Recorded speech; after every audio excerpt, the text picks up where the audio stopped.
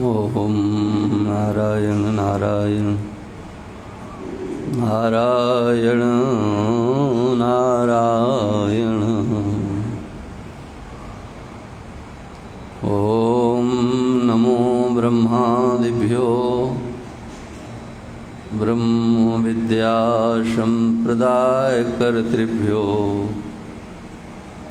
वंश ऋषिभ्यो महदिभ्यो नमो गुरुभ्यः।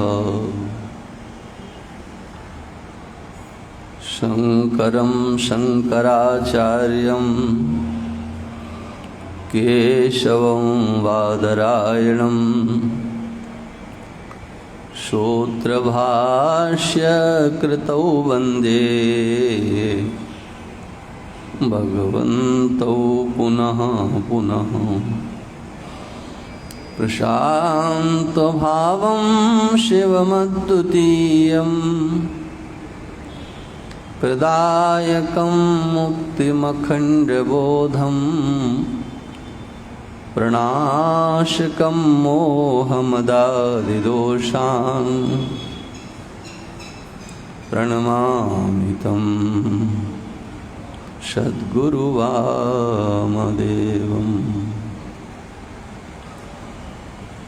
मंगलं दिशतु मे विनायको मंगलं दिशतु मे सरस्वती मंगलं दिशतु मे महेश्वरी मंगलं दिशतु मे सदाशिवः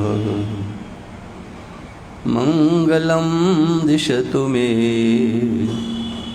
सदाशिवः। ओम श्री राम जय जय राम।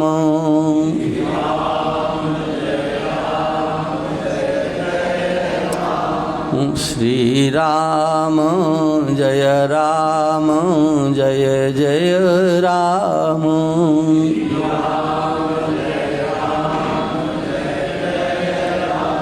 श्री राम जय जय राम।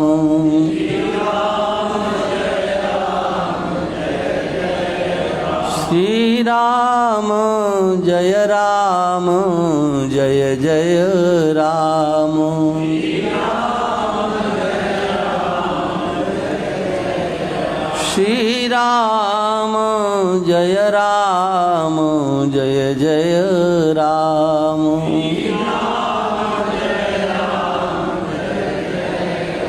श्री राम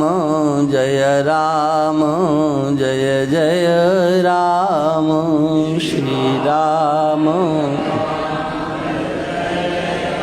श्री राम जय जय राम।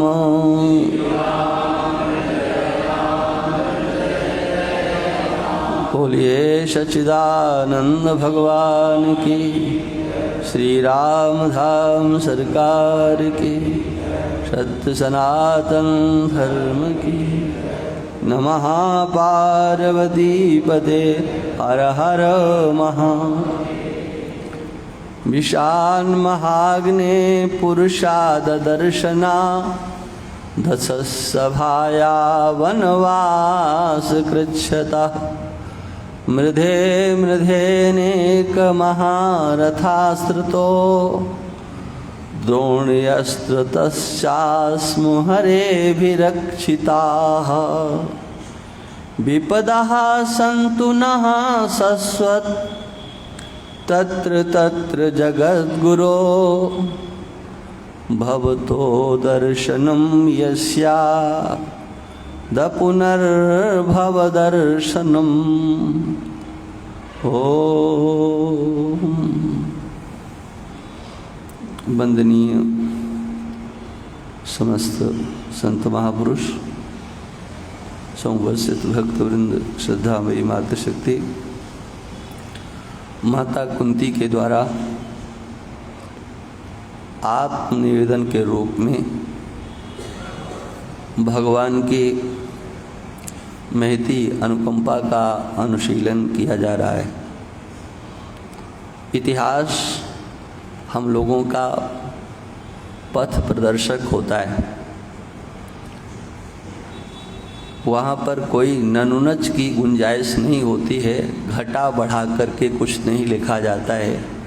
इतिहास उसी का नाम होता है जो घटना जहाँ जैसी घटी है उसको यथार्थ में व्यक्त करना, न कुछ घटाना न कुछ बढ़ाना,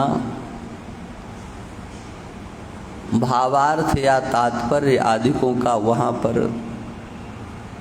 प्रवेश नहीं होता है। यथार्थ दर्शन होता है इतिहास।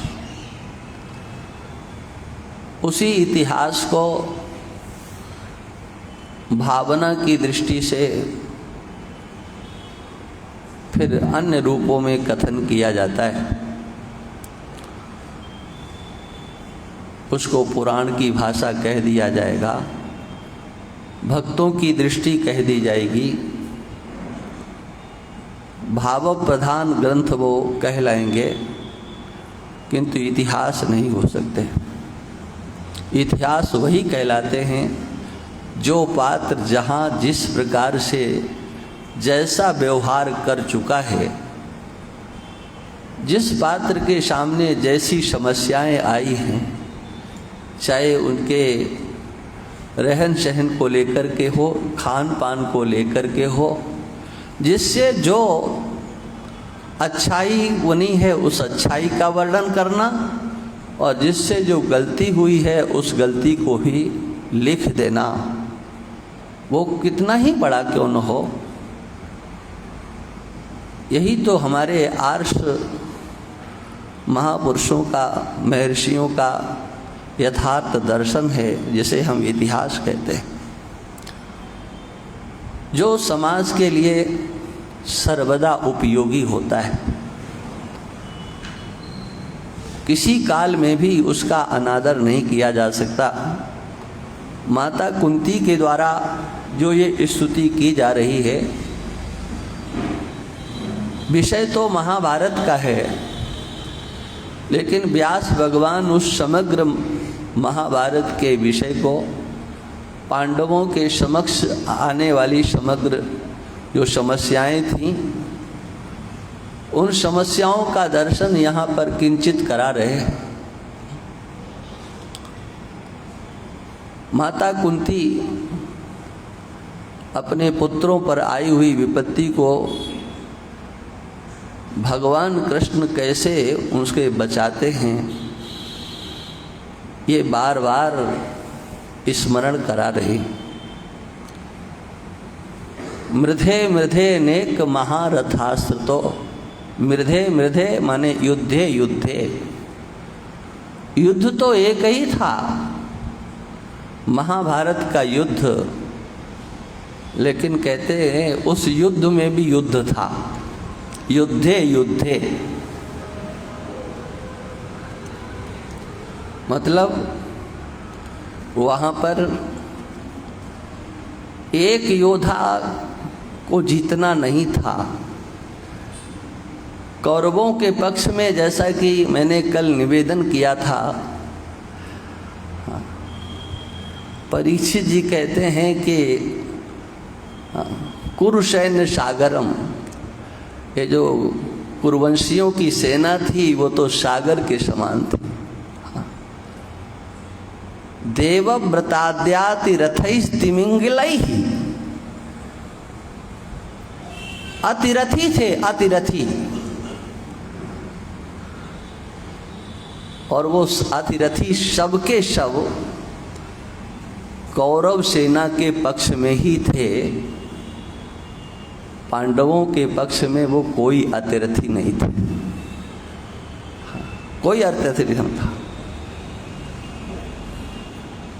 महाभारत का अनुशीलन करेंगे तो पता लगता है दुर्योधन पक्ष में 4 अतिरथी थे। 4 भीष्म पितामह, आचार्य द्रोण, कर्ण और भूरिश्रवा, ये 4 अतिरथी थे। इन सबसे सबका लड़ पाना संभव नहीं था। यदि भगवान कृष्ण अर्जुन के सारथी नहीं होते तो किसी भी योद्धा से पार पाना अर्जुन के लिए संभव ही नहीं था। सब अमरंजयी थे, देवताओं को युद्ध में जीतने वाले थे। सबके पास दिव्यास्त्रों का भंडार था। अर्जुन ने किसी के ऊपर दिव्यास्त्र का प्रयोग नहीं किया। मैंने आपको कल बताया था, आप महाभारत देखिए, अर्जुन की ओर से किसी के भी ऊपर किसी दिव्यास्त्र का प्रयोग नहीं किया गया। लेकिन कोई नहीं था ऐसा जिसने दिव्यास्त्र का प्रयोग नहीं किया हो। यहाँ तक कि आचार्य द्रोण भी एक बार ब्रह्मास्त्र का प्रयोग कर देते हैं, और उस ब्रह्मास्त्र को अर्जुन ब्रह्मास्त्र के द्वारा शांत करते हैं। बचाने के लिए, अपने को बचाने के लिए अर्जुन ने ब्रह्मास्त्र का प्रयोग किया। जब द्रोणाचार्य जी ने ब्रह्मास्त्र का प्रयोग किया तब। और कर्ण का तो कहना ही क्या था। कर्ण जैसा योद्धा तो भगवान कृष्ण ने अर्जुन से कहा कि धरातल पर कोई इसका जैसा योद्धा नहीं है। जबकि कर्ण का सब कुछ छीन लिया गया था, सब कुछ छीन लिया। उसका वो अभेद कवच ब्राह्मण के वेश में आकर के इंद्र लेकर के चले गए। माया चक्र से उसके कुंडलों का हरण कर लिया गया। उसके 5 बाण थे, अजेय 5 बाण। हाँ, कुंती देवी पहुंच गई। हाँ, 5 बाण मांगे। कर्ण का ले जाओ, वो भी दे दिए। हाँ, उनका कोई बाध करने का कोई अस्त्र नहीं था। वो दिव्य 5 बाण थे अर्जुन कर्ण के पास। कुंती देवी ने कहा कि हमारे पुत्रों को मारना नहीं। कर्ण ने कहा कि देखो, आप इस संसार में 5 पुत्रों वाली हो, 5 ही पुत्र आपके रहेंगे। यदि कर्ण मारा जाता है तो भी आप 5 पुत्रों वाली रहोगी, और अर्जुन मारा जाता है तो भी आपके 5 पुत्र तो रहना ही है। छठे पुत्र की तो आपके यहाँ गिनती नहीं है। हाँ, अर्जुन और हमारे बीच में तो भाई युद्ध होना है, और परिणाम एक ही है कि या तो इस धरा पर अर्जुन नहीं होंगे या मैं नहीं होऊंगा। लेकिन कुल मिलाकर के आपके तो 5 रहेंगे ना। ले जाओ ये 5 बाण, ले जाओ। हाँ, ये वचन मैं देता हूं, क्या अर्जुन को छोड़ करके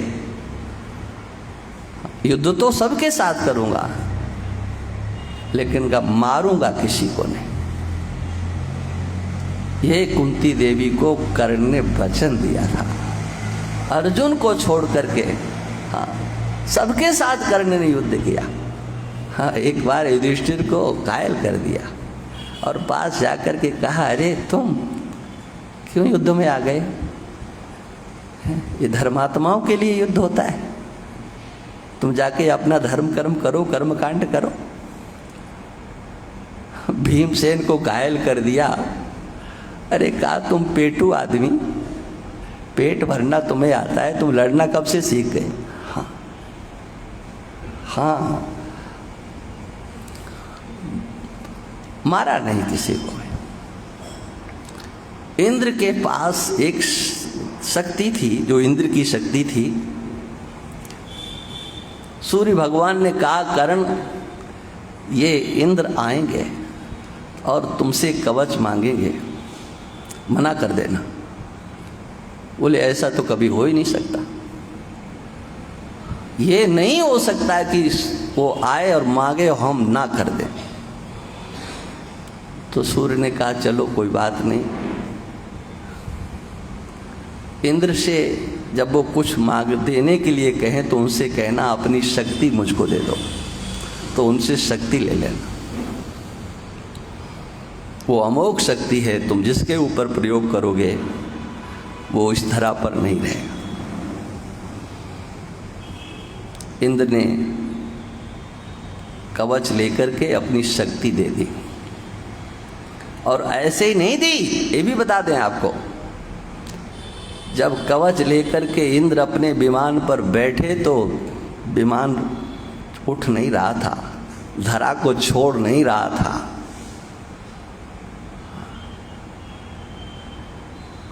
कवच तो ले लिया, लेकिन अब स्वर्ग लोक में अपने लोक में जाने लायक नहीं रहे। इतना भार था उस कवच का, माने कर्ण के त्याग का इतना बल लेकर के कवच, उनका वो विमान गतिमान नहीं हो रहा था। विमान से उतर करके आए, कर्ण मेरे से कुछ मांगो, कुछ मांगो, मांगो, मेरे से मांग लो। तब कर्ण ने कहा शक्ति दे दो, शक्ति दे दी। तब विमान पर बैठ करके इंद्र अपने यहाँ गए। ये था कर्ण का तेज, और वो शक्ति कर्ण के पास थी। कर्ण प्रतीक्षा करते रहे कभी अर्जुन हमारे सामने आ जाए। इसलिए द्रौपदी माता कुंती कहती है मृधे मृधे, एक युद्ध में नहीं, कितने अवसर आए, यदि आप नहीं होते तो ऐसा संभव था। द्रोण पर्व में धृतराष्ट्र ने संजय से कहा संजय ये कर्ण क्या करता है, इसके पास शक्ति है तो ये छोड़ता क्यों नहीं। और उसकी योजना क्या थी, धृतराष्ट्र की योजना देखो। वो संजय से कहता है कि ये शक्ति अर्जुन के ऊपर न छोड़ करके कृष्ण के ही ऊपर छोड़ना चाहिए। हाँ, ये शक्ति कृष्ण के ऊपर छोड़ दे तो ज्यादा सब काम हो जाएगा अपने आप। रोज मंत्रणा होती थी, युद्ध के बाद कर्ण को समझाया जाता था कर्ण सावधान, अर्जुन के सिवा इस शक्ति का कहीं अनुसंधान नहीं कर देना, छोड़ नहीं देना। हाँ, रोज मंत्रणा होती थी। और अर्जुन कृष्ण से बार बार कहते चलो रथ लेकर के चलो। भगवान कृष्ण लेकर के भी जाते, लेकिन कर्ण उस शक्ति को छोड़ नहीं पाता। धृतराष्ट्र ने कहा कारण क्या है, ये शक्ति का प्रहार क्यों नहीं करता। और ये बात संजय और भगवान कृष्ण दोनों, आप पढ़ोगे महाभारत तब पता चलेगा। संजय ने कहा कि वो छोड़े तो तब जब भगवान कृष्ण उसे छोड़ने लायक बनाए। हाँ, बोले भगवान कृष्ण जब उसके सामने जाते तो अपने रूप माधुर्य से, अपनी तिरछी चितवन से, अपनी मधुर मुस्कान से कर्ण को एक बार देखते और कर्ण मुग्ध हो जाता। कैसे शक्ति का प्रहार करो। अर्जुन से युद्ध करता, लेकिन भगवान कृष्ण को देख करके उसको लगता कैसे शक्ति का प्रहार करो। भगवान कृष्ण से कहा इसने अर्जुन के ऊपर शक्ति का प्रहार क्यों नहीं किया, आपके ऊपर शक्ति का प्रहार क्यों नहीं किया। भगवान ने कहा कि मैं अपनी शक्ति से उसे मोहित करता था। हाँ, वो भूल जाता था कि मुझे इनके ऊपर शक्ति का प्रयोग करना है। ये यथार्थ दर्शन है महाभारत का। अगर भगवान कृष्ण अर्जुन के सारथी नहीं होते तो किसी भी वीर को अर्जुन जीतने में समर्थ नहीं थे।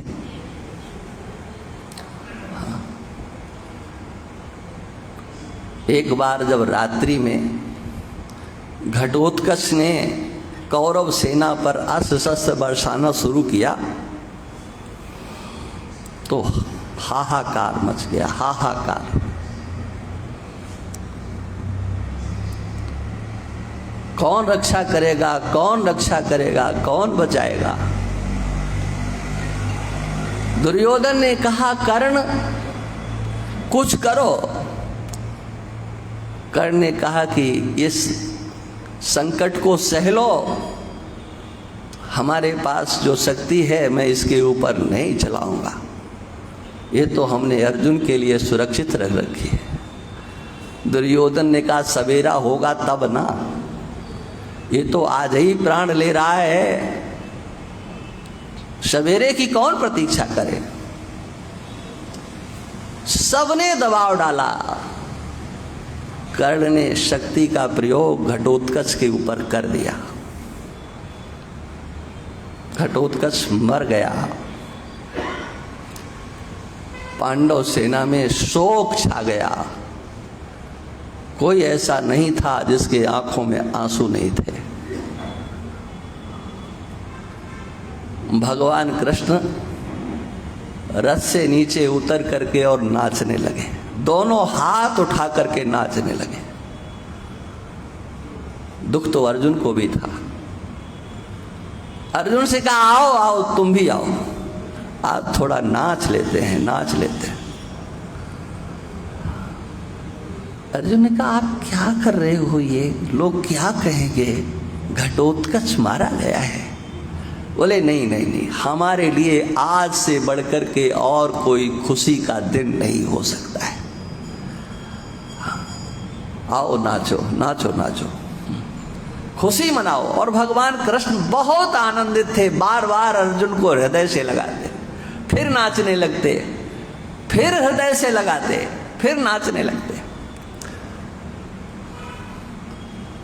अर्जुन ने कहा, बात क्या है? बोले, बस मैं इसी दिन की प्रतीक्षा में था।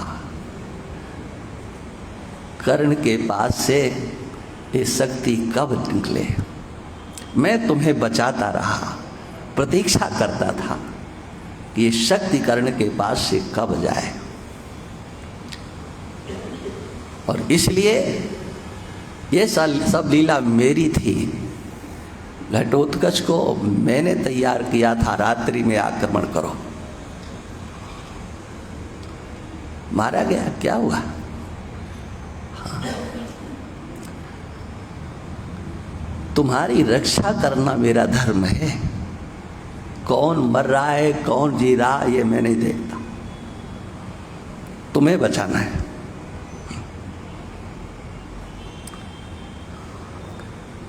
भगवान कृष्ण ने अर्जुन की रक्षा के लिए क्या नहीं किया।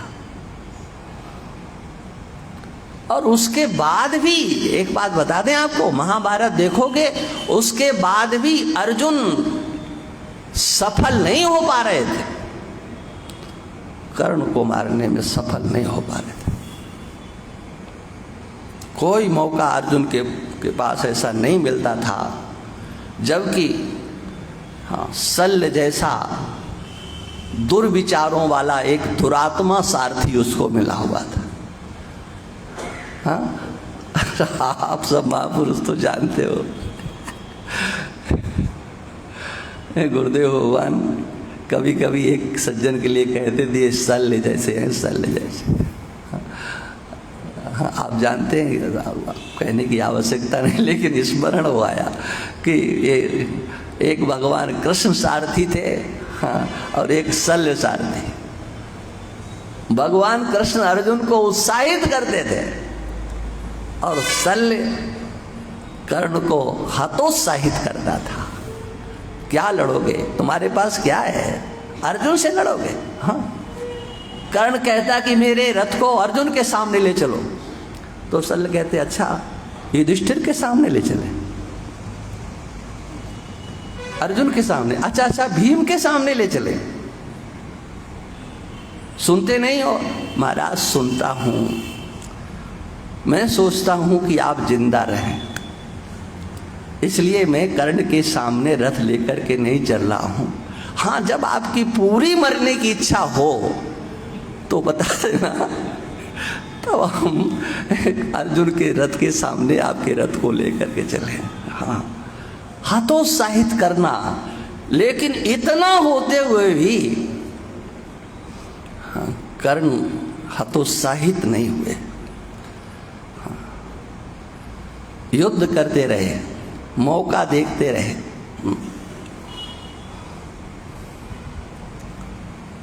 वो तो दैव था कि जो कर्ण का रथ फंस गया,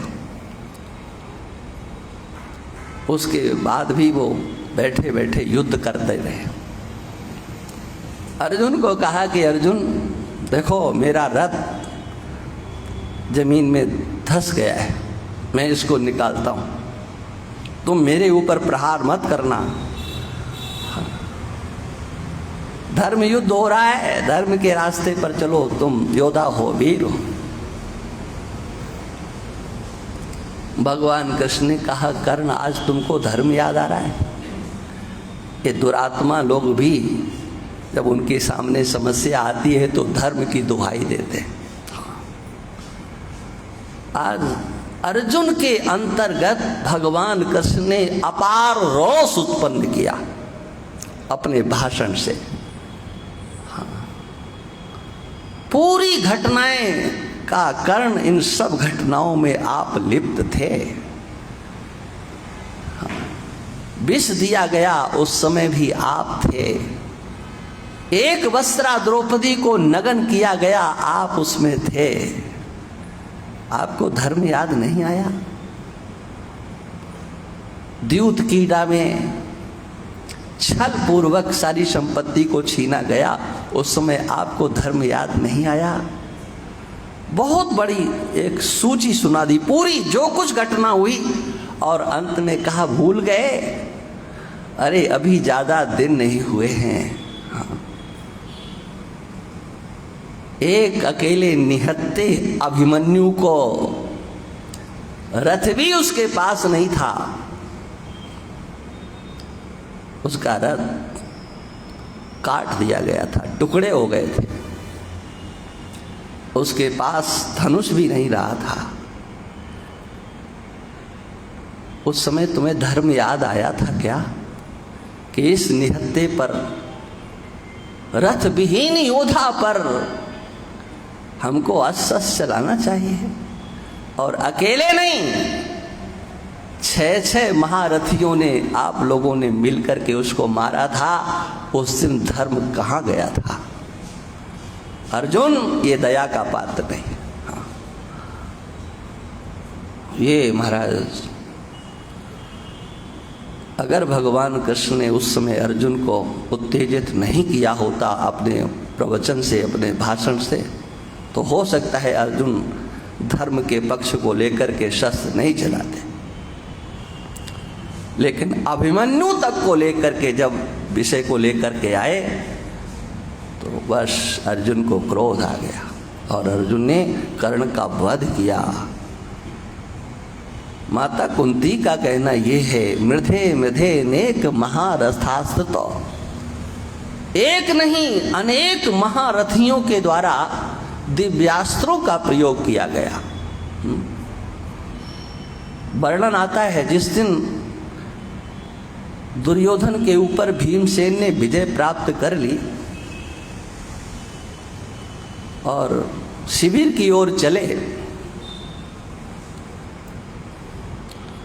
तो शिविर में जब पहुंचे, भगवान कृष्ण ने कहा अर्जुन उतरो, अपने समस्त अस्त्र शस्त्रों को लेकर के उतरो। रोज का नियम ये था कि भगवान कृष्ण पहले उतरते थे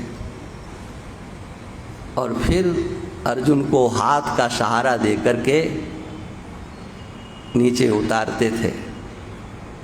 रोज का नियम था कि जब भगवान कृष्ण रथ पर बैठते और अर्जुन चढ़ते तो अर्जुन का हाथ पकड़ करके चढ़ाते थे।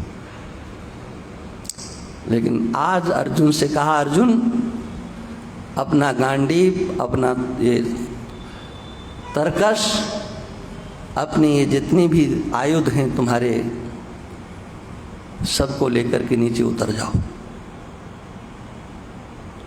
अर्जुन को तो आज्ञा का पालन करना था। अर्जुन को उतारा और भगवान कृष्ण रथ से कूद पड़े। जैसे भगवान कृष्ण रथ से कूदे, युधिष्ठिर इत्यादि ने देखा कि वो रथ एकदम चारों ओर से जलने लगा। शिखर पर बैठे हुए हनुमान जी महाराज, ओ महाराज, गायब हो गए। हाँ, हमारे हनुमान जी महाराज आग लगाना जानते हैं, लेकिन जला कोई इनको नहीं सकता। हाँ, लंका जला दी, रथ जलने लगा, गायब हो गए।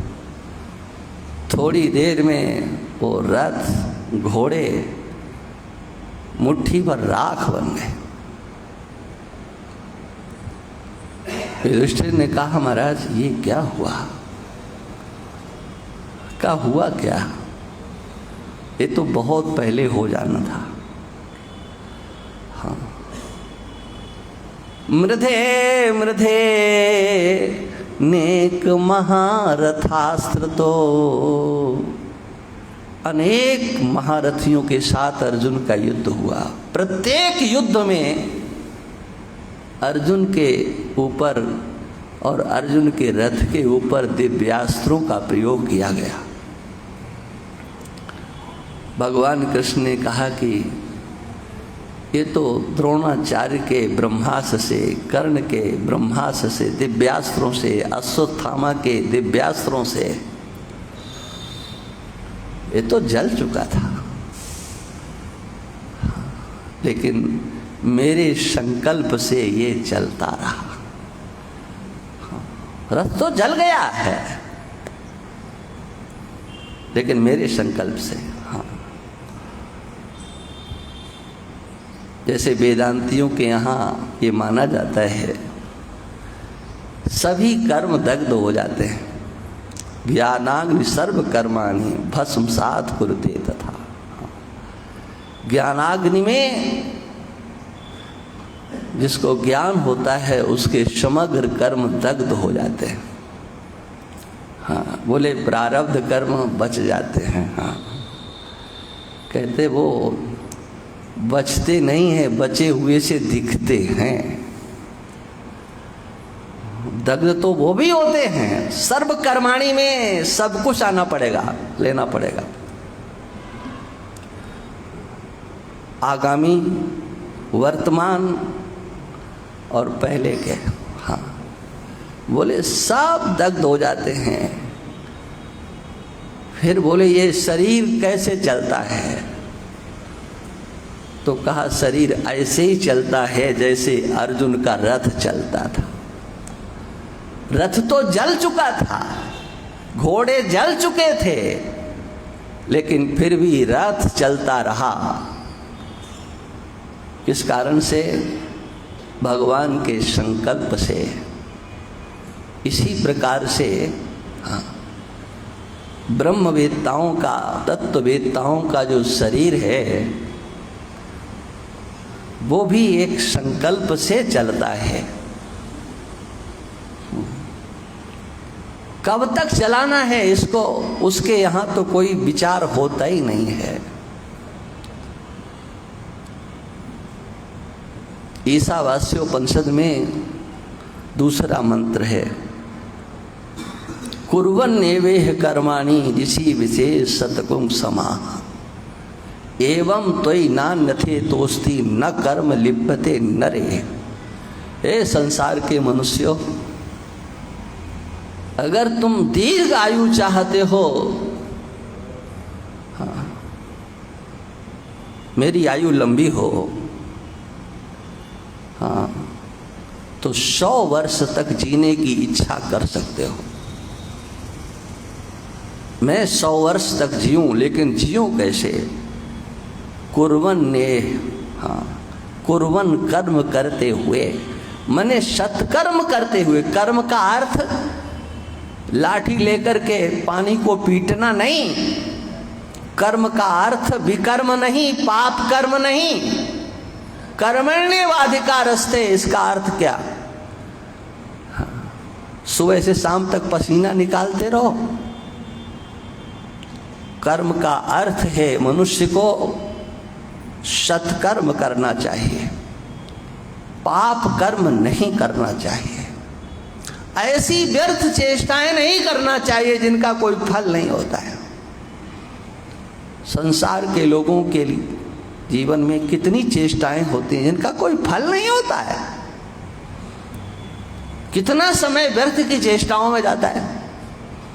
एक बार गोपाल द्वारे में चातुर्मास हुआ महाराज। देखो, बात आप लोगों की है, अब आप लोगों के बीच में नहीं कहेंगे तो कहेंगे कहाँ। वो गांव है, भीलवाड़ा गांव है, एक शहर है और एक भीलवाड़ा गांव है। गांव तो उस समय उन लोगों की इच्छा थी कि आप गांव में ही रहें। हाँ, हमारी तो इच्छा नहीं थी, हमको तो रामधाम से बढ़िया जगह कहीं दिखती नहीं है। नहीं महाराज, आप चातुर्मास करेंगे। एक बाल्दी जी करके थे, वो ज़्यादा पीछे पड़े, नहीं आप यहीं रहिए। हाँ, वहाँ तो आप रहते ही हो। मैंने कहा चलो ठीक है, कोई बात नहीं। कभी कभी शाम को मैं सूर्यास्त के बाद निकलता तो वहाँ देखता वो गांव के लोग बाहर निकल करके वो गावड़ी भाषा लेकर के पत्ते, हाँ, कोई वो त्योरी बना लेते, हाँ, घंटों, हाँ, 10-11 बजे तक वो रोशनी लाइट के प्रकाश में जो है लगे रहते। अब उनसे पूछो इससे क्या मतलब, और कहो कि सत्संग में एक नहीं आता था। वो आने वाले थे, वो ही आते थे। हाँ, उधर के लोग हैं, वो सब जानते हैं। लेकिन घंटों का समय उनसे पूछो उससे क्या मिलता था? कुछ नहीं मिलता था जी। हाँ, और वो रोज के काम है। माने ऐसा कर्म आप करें, क्रिया हो रही है, चेष्टा हो रही है, लेकिन उसका फल कुछ नहीं है। हाँ, अब बदल गए होंगे, हाँ, जमाना बदला है तो वो भी बदले होंगे। कर्मण्येवाधिकारस्ते, कर्म में तुम्हारा अधिकार है, न विकर्म में अधिकार है न अकर्म में। माने निरर्थक कर्म नहीं होना चाहिए, पाप कर्म नहीं होना चाहिए, सत्कर्म सार्थक कर्म होना चाहिए, भले वो सकाम कर्म ही क्यों न हो। श्रुति भगवती कहती है कि सत्कर्म करते हुए 100 वर्ष तक जीने की इच्छा करो। भाष्यकार भगवान ने कहा कि ये जो मंत्र है ये कर्म में प्रयुक्त है, इसका स्वरूप में कोई प्रवेश नहीं है। कर्मकांड में इस मंत्र का विनियोग होगा, वेदांत दर्शन में इस मंत्र का विनियोग नहीं हो सकता। का क्यों नहीं हो सकता? बोले वेदांत दर्शन में इसका विनियोग इसलिए नहीं हो सकता कि जो दर्शन है, विज्ञान है, आत्मविज्ञान कहो, ब्रह्म विज्ञान कहो, तत्व विज्ञान कहो, उस तत्व विज्ञान को प्राप्त करने वाला इन सारी मान्यताओं से ऊपर उठ जाता है। हाँ, कौन सी मान्यता? हाँ, जो मंत्र के अंतर कही गई है। क्या? जिजी विषेद, हाँ, जीने की इच्छा। जिजी विषेद माने जीने की इच्छा। तो तत्ववेदता के अंतर्गत ये इच्छा भी नहीं रहती है। हाँ, क्यों? अरे उसके स्वरूप में तो ये कुछ है ही नहीं। न जायते म्रियते वा कदाचिन नायं भूत्वा भविता वा न भूयः अजो नित्यः शाश्वतोऽयं पुराणो न हन्यते हन्यमाने शरीरे। उसकी दृष्टि में तो न जन्म हुआ है न मृत्यु है। वो तो जन्म और मृत्यु के चिंतन से ऊपर उठ जाता है। ये मंत्र कहता है जिजी विषय, जीने की इच्छा करो। माने ये जीने की इच्छा, ये तो अज्ञान के सिवा और कहीं इसका ठिकाना ही नहीं है। जब तक अज्ञान है तभी तक मैं मर न जाऊं, तभी तक मैं जीवित बना रहूं। ये तो अज्ञान कोटिक मंत्र है जो कर्म में ही इसका प्रयोग हो सकता है। बंबई में हॉस्पिटल में महाराज श्री थे, तो मैंने पूज्य बिरक्षुमणि जी महाराज को एक बार हाथ जोड़ करके निवेदन किया, आपने भगवती की उपासना की है, क्या आप ये प्रार्थना नहीं कर सकते हो, नहीं कह सकते, या भगवती नहीं सुनेगी? हाँ, श्री विद्या के पूज्य महाराज श्री उपासक थे कि ये शरीर में जो कष्ट है इसकी निवृत्ति हो जाए। तो पूज्य महाराज श्री ने कहा, देखो मैंने जो भगवती की उपासना की है वो तो इसलिए की थी कि मुझे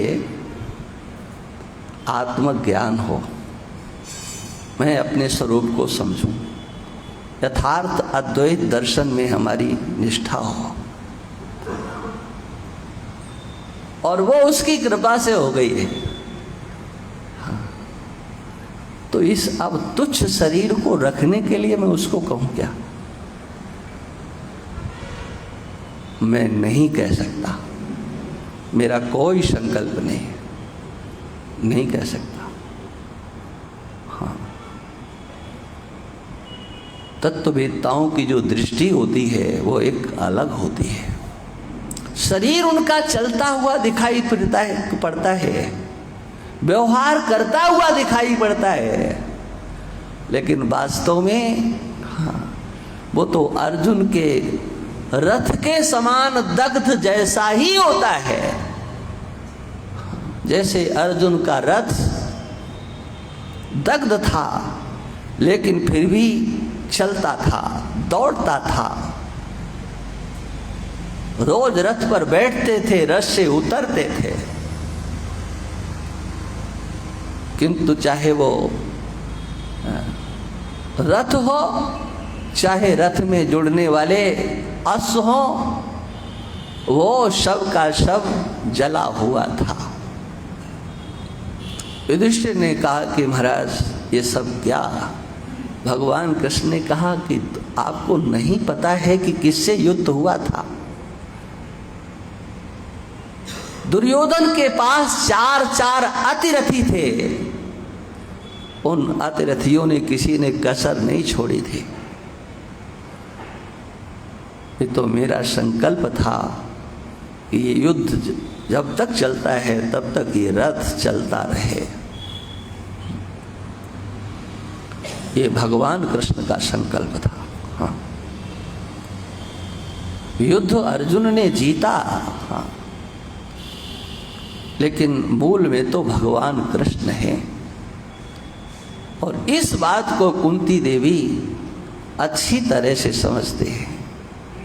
विजय किसको मिली है, राजा कौन बना है, हाँ, यद्यपि देखो, एक दृष्टि तो आप सब लोगों को यहाँ लानी पड़ेगी। भगवान श्री राम का, भरत का, लक्ष्मण का, शत्रुघ्न का प्रेम तो प्रसिद्ध है, लेकिन क्या आपने इन पांचों पांडवों के प्रेम को देखा? क्या कभी इनके ऊपर दृष्टि गई? क्या समर्पण था इन चारों भाइयों का, कितना त्याग था, कितना बड़ा त्याग था। एक अपने भाई के पीछे चल करके जंगलों में भटक लिए, अपमानित हुए, सर्व सामर्थ्यवान होते हुए विराट के नगर में सेवक बन करके रहे। मूल में कौन था, जरा विचार करो। मूल में तो धर्मराज युधिष्ठिर थे। हाँ, उन चारों की दृष्टि धर्मराज युधिष्ठिर पर थी। योगस्था कुरु कर्माणि, योग में स्थित होकर के कर्म करो। ये भगवान कृष्ण का अर्जुन को जो उपदेश है ना, ये अर्जुन के लिए नहीं है, ये तो अस्मदादियों के लिए, हम लोगों के लिए है। अरे उसके, उनके सबके अंदर तो ये बैठा हुआ था। हाँ, निष्काम भाव से कर्म करो, निष्काम भाव से कर्म करो। लोग कहते हैं संसार में रहते हुए कैसे निष्कामता आ सकती है। इन महाभारत के पात्रों के अंतर्गत देखो कितनी बड़ी निष्कामता थी। युद्ध में लड़ना है, चोटें सहना है, अपने प्राणों की आहुति देने के लिए चारों के चारों तैयार थे। किसके लिए? अपने लिए, अपने लिए नहीं, महाराज युधिष्ठिर के लिए। क्या इस भ्रातृ प्रेम की कोई तुलना हो सकती है? हाँ, वहां तो साक्षात परात्पर परब्रह्म परमेश्वर भगवान श्री राम है, लेकिन यहां पर युधिष्ठिर तो एक सामान्य साधारण मानव ही हैं, उनमें ईश्वरता तो नहीं है ना। भीमसेन में ईश्वरता तो नहीं है, नकुल सहदेव आदि में कोई ईश्वरता तो नहीं है। वहां तो शव में ईश्वरता है। मैं तुलना नहीं कर रहा हूं, लेकिन कह रहा हूं। हाँ, मैं अपने स्वरूपों को, अपने स्वरूप को चार रूपों में अभिव्यक्त करूंगा। हाँ, अंसन सहित देह धरि ताता, करिहूं चरित मनुज सुखदाता। वहां पर उन्होंने जो कुछ किया वो तो अपने आप में स्वयं भगवान, उनका भ्रातृ प्रेम जगत विख्यात।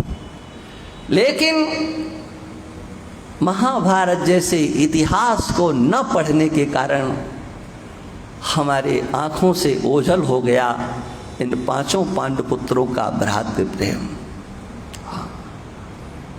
क्या आदर्श, क्या त्याग, क्या तपस्या, कितनी सहिष्णुता, और वो किसके लिए थी? हाँ, केवल अपने बड़े भाई के लिए। अर्जुन ने समस्त क्षत्रियों को इंद्रप्रस्थ पर जब राज्य मिला, युधिष्ठिर कहीं युद्ध के लिए नहीं गए। समस्त क्षत्रियों से युद्ध करके ला करके समस्त राजाओं को युधिष्ठिर के चरणों में झुका दिया। अर्जुन को क्या मिला? हाँ, ये भ्रातृ प्रेम ही तो था।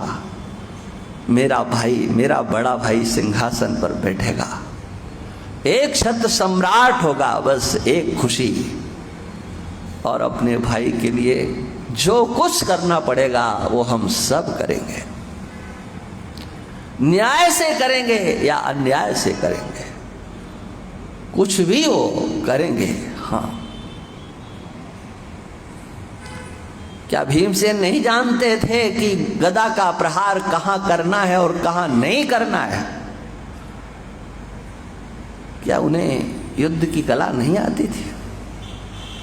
बलराम जी कुपित हो गए, दोनों हाथ ऊपर उठा करके ऐसा लगा कि अब ये गदा उठा करके भीम के ऊपर प्रहार करने वाले। भगवान कृष्ण ने पकड़ लिया। भगवान कृष्ण ने कहा, भैया आज आपको इतना बुरा लग रहा है? ये दुर्योधन ने कितना अत्याचार किया, उस समय आप दुर्योधन को कभी समझाने के लिए नहीं आए। आज भीमसेन की एक छोटी सी गलती को लेकर के आप क्रोधित हो रहे हो। ये भीमसेन ने जो कुछ किया किसके लिए किया? उन्हें क्या चाहिए था?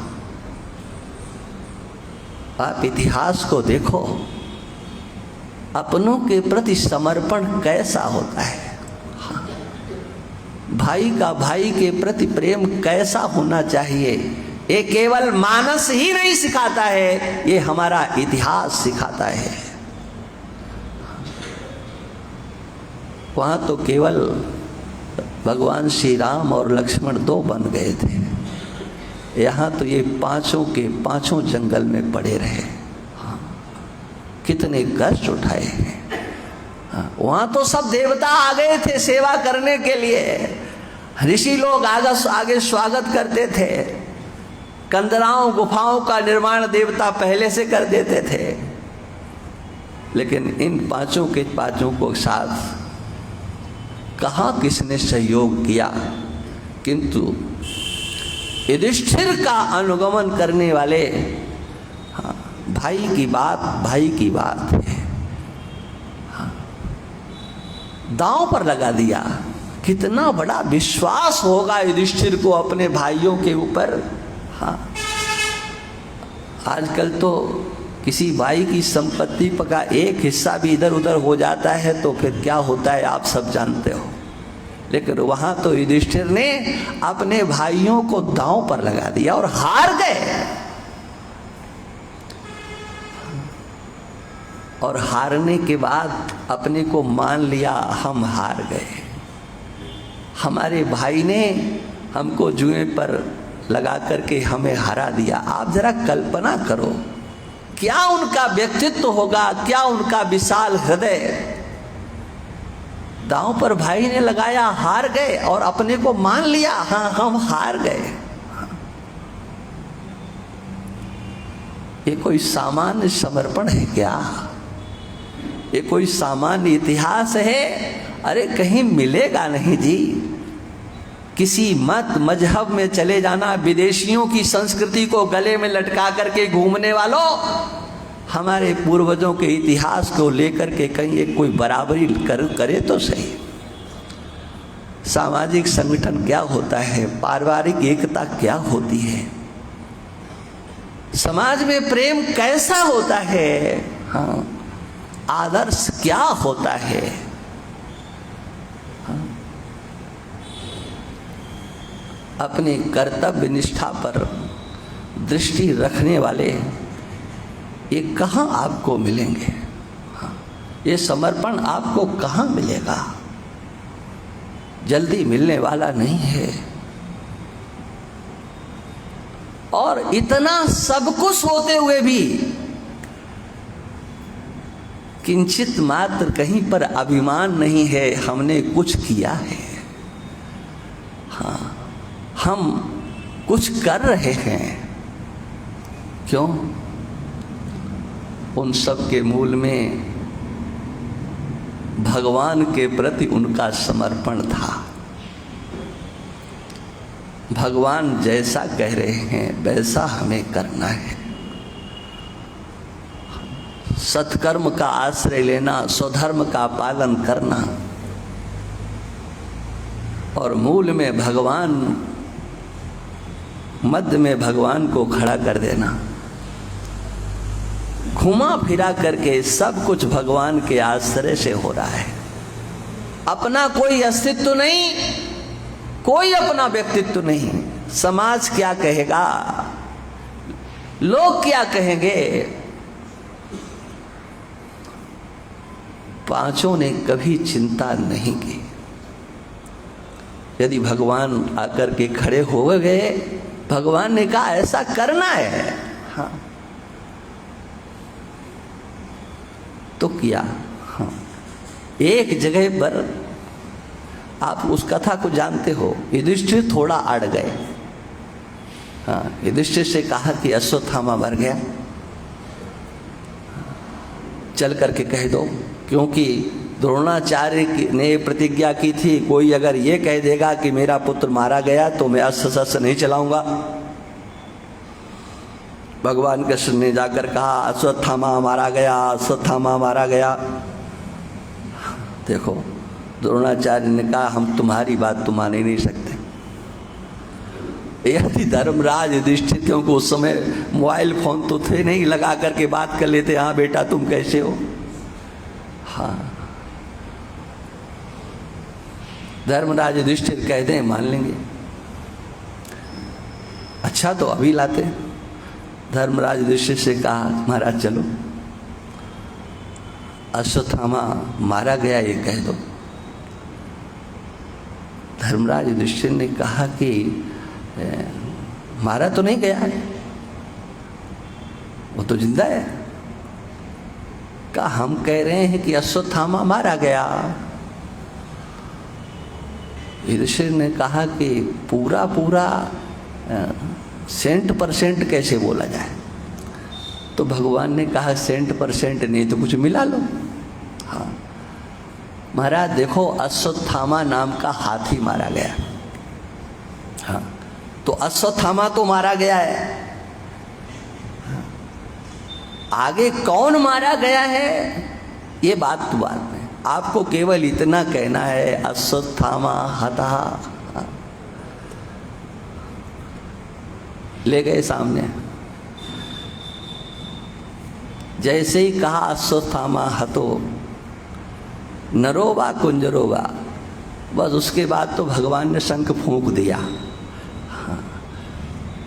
हाथी मार, उन्होंने तो कहा कि हम ये नहीं ठीक कह सकते हैं कि अश्वत्थामा पुत्र मारा गया है या हाथी मारा गया है। तो भगवान ने कहा हम सुनने देंगे तब ना। हाँ तुरंत भगवान ने शंख फूंक दिया, बोले हो गई विजय, अब आप अस्त्र शस्त्र रख दीजिए। देखो कह दिया ना। अब ये क्या था, हाँ ये भगवान कृष्ण के पे देखो, आप धर्मात्मा हो, शिष्ट हो, सब कुछ हो, बहुत अच्छे हो, लेकिन ईश्वर की ईश्वरता आपके हृदय में नहीं है तो वो सब व्यर्थ है। इसलिए ईश्वर की ईश्वरता को अपने हृदय में स्थान दे करके इन ऐतिहासिक पहलुओं को अपने जीवन में उतार करके हम लोक को भी बनाने की चेष्टा करें और परलोक को भी बनाने की चेष्टा करें। इससे आगे की चर्चा कल करेंगे। अब गीता पाठ के लिए आप लोग उद्यत हो जाएं।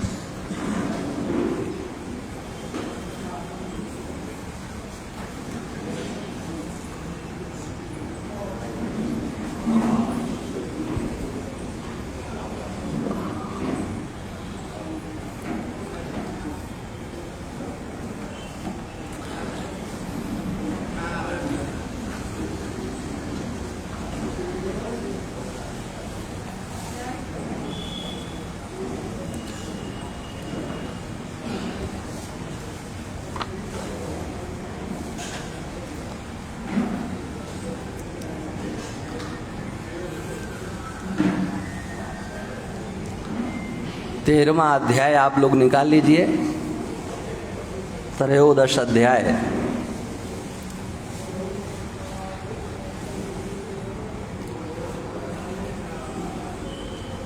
प्रपन्न पारिजाताय स्तोत्र वेत्रैकपाणये ज्ञानमुद्राय कृष्णाय गीतामृतदुहे नमः। अथ त्रयोदशोऽध्यायः। श्रीभगवानुवाच इदं शरीरं कौन्तेय क्षेत्रमित्यभिधीयते एतद्यो वेत्ति तं प्राहुः क्षेत्रज्ञ इति तद्विदः। क्षेत्रज्ञं चापि मां विद्धि सर्वक्षेत्रेषु भारत। क्षेत्र क्षेत्रज्ञयोर्ज्ञानं यत्तज्ज्ञानं मतं मम तत्क्षेत्रं यच्च यादृक् च यद्विकारी यतश्च यत् स च यो यत्प्रभावश्च तत्समासेन मे शृणु। ऋषिभिर्बहुधा गीतं छन्दोभिर्विविधैः पृथक् ब्रह्मसूत्रपदैश्चैव हेतुमद्भिर्विनिश्चितैः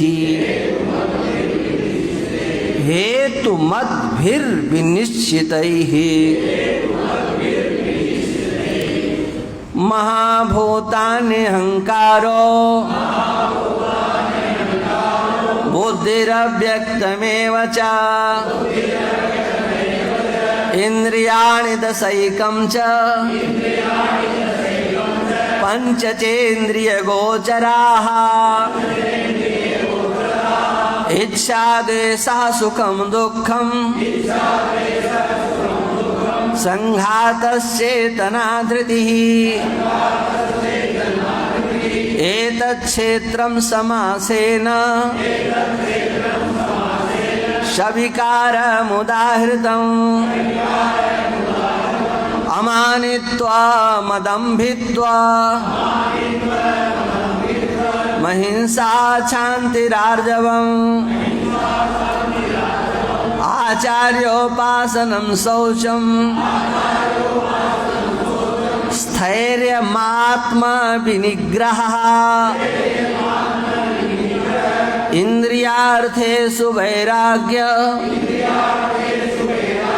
मनहंकार एव च जन्म मृत्यु जरा व्याधि दुख दोषानुदर्शनम् अशक्तिरनभिष्वङ्गः अशक्तिरनभिष्वङ्गः पुत्रदार गृहादिषु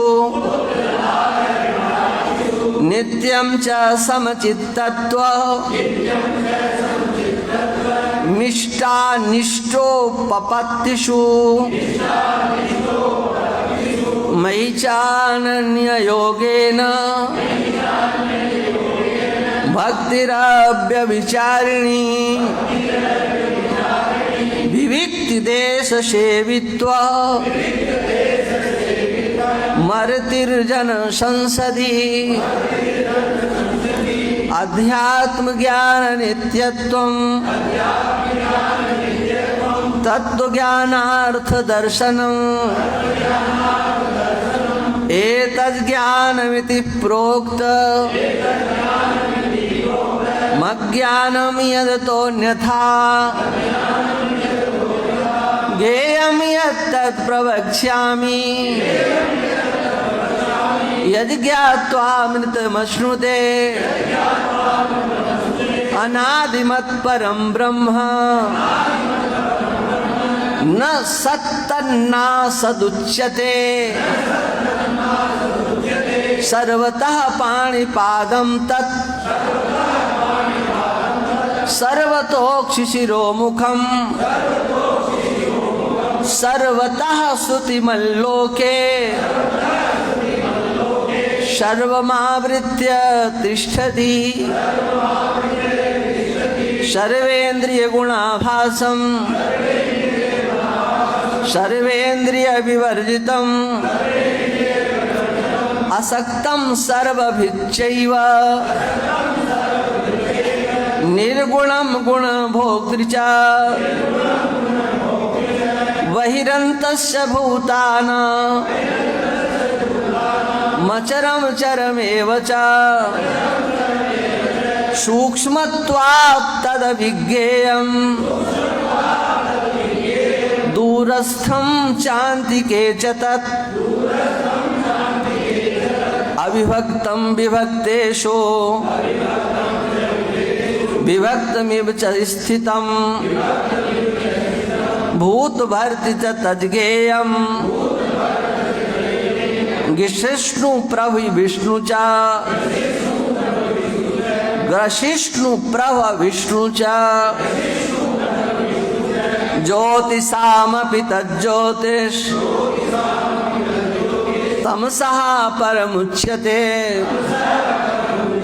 ज्ञानं ज्ञेयं ज्ञानगम्यं हृदि सर्वस्य विष्ठितम् इति क्षेत्रं तथा ज्ञानं ज्ञेयं चोक्तं समासतः मद्भक्ता एतद्विज्ञाय मद्भावायोपपद्यते प्रकृतिं पुरुषं चैव प्रकृतिं पुरुषं चैव विध्यनाधि उभावपि विकारांश्च गुणाश्चैव विद्धि प्रकृति संभवान् विद्धि प्रकृति संभवान् कार्यकरण कर्तृत्वे हेतुः प्रकृतिरुच्यते पुरुषः सुख दुःखानां भोक्तृत्वे हेतुरुच्यते पुरुषः प्रकृतिस्थो हि भुङ्क्ते प्रकृतिजान् गुणान् कारणं गुणसङ्गोऽस्य सदा सद्यो निजन्मसु सदा सद्यो निजन्मसु उपदृष्टानुमन्ता च भर्ता भोक्ता महेश्वरः परमात्मेति चाप्युक्तो देहेऽस्मिन् पुरुषः परः य एवं वेत्ति पुरुषं प्रकृतिं च गुणैः सह सर्वथा वर्तमानोऽपि न स भूयो विजायते ध्यानेनात्मनि पश्यन्ति केचिदात्मानमात्मना अन्ये सांख्येन योगेन कर्मयोगेन चापरे अन्ये त्वेवमजानन्तः श्रुत्वा नेभ्य उपासते तेऽपि चाति तरन्त्येव मृत्युं श्रुतिपरायणाः यावत् संजायते किंचित् सत्त्वं स्थावर जंगमम् क्षेत्र क्षेत्रज्ञ संयोगात् तद्विद्धि भरतर्षभ समं सर्वेषु भूतेषु तिष्ठन्तं परमेश्वरं विनश्यत्स्व विनश्यन्तं विनश्यत्स्व विनश्यन्तं विनश्यत्स्व विनश्यन्तं विनश्यन्तं यः पश्यति स पश्यति समं पश्यन् हि सर्वत्र समावस्थितमीश्वरम् न हिनस्त्यात्मनात्मानं ततो याति परां गतिम् प्रकृत्यैव च कर्माणि क्रियमाणानि सर्वशः यः पश्यति तथात्मानं कर्तारं स पश्यति यदा भूत पृथक भाव मेकस्थमनुपश्यति ततएव च विस्तारं ब्रह्म संपद्यते तदा अनादित्वात् निर्गुणत्वात् परमात्मायमव्ययः शरीरस्थोऽपि कौन्तेय न करोति न लिप्यते यथा सर्वगतं सौक्ष्म्या दाकाशं नोपलिप्यते सर्वत्रावस्थितो देहे तथात्मानोपलिप्यते यथा प्रकाशयत्येकः कृत्स्नं लोकमिमं रविः क्षेत्रं क्षेत्री तथा कृत्स्नं प्रकाशयति भारत क्षेत्र क्षेत्रज्ञयोरेव मंतरं ज्ञानचक्षुषा भूत प्रकृति मोक्षं च ये विदुर्यान्ति ते परम् ये विदुर्यान्ति ते परम् ओम तत्सदिति श्रीमद्भगवद्गीता उपनिषत्सु ब्रह्म विद्यायां योगशास्त्रे श्रीकृष्णार्जुन संवादे क्षेत्र क्षेत्रज्ञ विभाग योगो नाम त्रयोदशोऽध्यायः अथ चतुर्दशोऽध्यायः श्रीभगवानुवाच भूय एव भूय परं भूया प्रवक्ष्यामि ज्ञानानां ज्ञानमुत्तमम् यज्ञात्वा मुनया सर्वे परां सिद्धिमितो गताः इदं ज्ञानमुपाश्रित्य मम साधर्ममागताः सर्गेऽपि नोपजायन्ते प्रलयेन व्यथन्ति च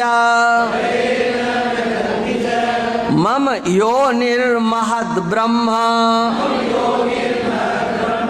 तस्मिन् गर्भं दधाम्यहम् सम्भवः सर्वभूतानां ततो भवति भारत सर्वयोनिषु कौन्तेय मूर्तया सम्भवन्ति याः तासां ब्रह्म महद्योनि रहं बीज प्रदः पिता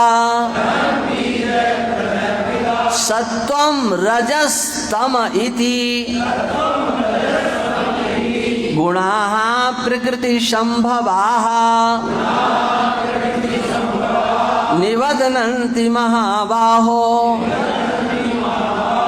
देहे देहिनमव्ययम् तत्र सत्वं निर्मलत्वात् प्रकाशकमनामयम्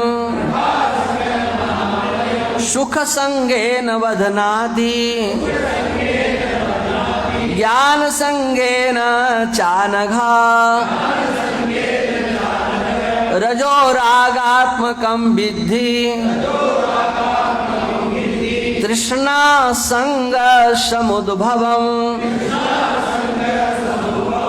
तन्निबध्नाति कौन्तेय कर्मसंगेन देहिनम् तमस्त्वज्ञानजं विद्धि तमस्त्वज्ञानजं विद्धि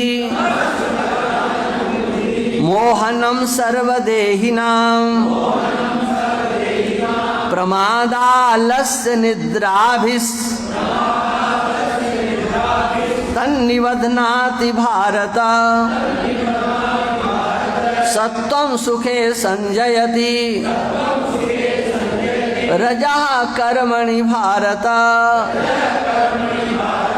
ज्ञानमावृत्य तु तमः प्रमादे संजयत्युत रजस्तमश्चाभिभूय सत्वं भवति भारत रजः सत्वं तमश्चैव तमः सत्वं रजस्तथा सर्वद्वारेषु देहेऽस्मिन् प्रकाश उपजायते ज्ञानं यदा तदा विद्यात् विवृद्धं सत्वमित्युत लोभः प्रवृत्तिरारम्भः कर्मणामसमस्पृहा रजस्येतानि जायन्ते विवृद्धे भरतर्षभ अप्रकाशो प्रवृत्तिश्च प्रमादो मोह एव च तमस्येतानि जायन्ते विवृद्धे कुरु नन्दन यदा सत्त्वे प्रवृद्धे तु प्रलयं याति देहभृत् तदोत्तमविदां लोका नमलान प्रतिपद्यते रजसि प्रलयं गत्वा कर्म संगिषु जायते तथा प्रीनस्तमसि तथा प्रलीनस्तमसि मूढयोनिषु जायते कर्मणः सुकृतस्याहुः कर्मणः सुकृतस्याहुः सुकृतस्याहुः कर्मणः सुकृतस्याहुः सात्विकं निर्मलं फलं रजसस्तु फलं दुःखम् अज्ञानं तमसा फलं सत्त्वात् संजायते ज्ञानं रजसो लोभ एव च प्रमादमोहौ तमसो भवतो ज्ञानमेव च ऊर्ध्वं गच्छन्ति सत्त्वस्था मध्ये तिष्ठन्ति राजसाः जघन्य गुण वृत्तिस्था अधो गच्छन्ति तामसाः नान्यं गुणेभ्यः कर्तारं यदा दृष्टानुपश्यति गुणेभ्यश्च परं वेत्ति मद्भावं सोऽधिगच्छति गुणानेतानतीत्यत्रीन् गुणानेतानतीत्यत्रीन् देहि देहा समुद्भवान् जन्म मृत्यु जरा दुःखैर् विमुक्तो मृतमश्नुते। अर्जुन उवाच कैर्लिङ्गैः स्त्रीन् गुणानेता कैर्लिङ्गैः स्त्रीन् गुणानेता नतीतो भवति प्रभो किमाचारा कथं चैतांस् त्रीन् गुणान् नतिवर्तते। श्री भगवानुवाच प्रकाशं च प्रवृत्तिं च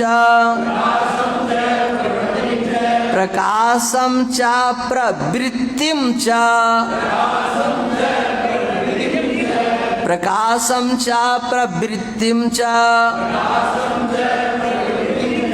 मोहमेव च पाण्डवा न द्वेष्टि संप्रवृत्तानि न द्वेष्टि संप्रवृत्तानि न निवृत्तानि कांक्षति उदासीन वदासीनो गुणैर्यो न विचाल्यते गुणा वर्तन्ते इत्येव योऽवतिष्ठति नेङ्गते शम दुःख सुखः स्वस्थः सम दुःख सुखः स्वस्थः समलोष्टास्म काञ्चनः तुल्य प्रिया प्रियो धीरस् तुल्य निंदात्म संस्तुतिः मानापमानयोस्तुल्यस् तुल्यो मित्रारिपक्षयोः सर्वारंभ परित्यागी गुणातीतः स उच्यते मां च यो व्यभिचारेण भक्ति योगेन सेवते सगुणान् समतीत्यैतान् ब्रह्मभूयाय कल्पते ब्रह्मणो हि प्रतिष्ठाः ममृतस्याव्ययस्य च शाश्वतस्य च धर्मस्य शाश्वतस्य च धर्मस्य सुखस्यैकान्तिकस्य च ब्रह्मणो हि प्रतिष्ठाः ममृतस्याव्ययस्य च शाश्वतस्य च धर्मस्य सुखस्यैकान्तिकस्य च सुखस्यैकान्तिकस्य च ओम तत्सदिति श्रीमद्भगवद्गीता सुपनिषत्सु ब्रह्म विद्यायां योगशास्त्रे श्रीकृष्णार्जुन संवादे गुणत्रय विभाग योगो नाम चतुर्दशोऽध्यायः। कृष्णाय वासुदेवाय देवकी नंदनाय च नंदगोपकुमाराय गोविंदाय नमो नमः गोविंदाय नमो नमः गोविंदाय नमो नमः।